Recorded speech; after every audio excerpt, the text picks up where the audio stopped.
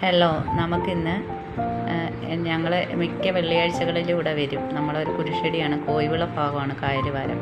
അപ്പോൾ ഒന്ന് വന്ന് മെഴുകുതിരിയൊക്കെ കത്തിച്ചിട്ട്, നമ്മുടെ കുടുംബ വീട് ഇതിനടുത്ത് തന്നെയാണ്. അപ്പോൾ അവിടെ ആൾതാമസമൊന്നും ഇല്ല.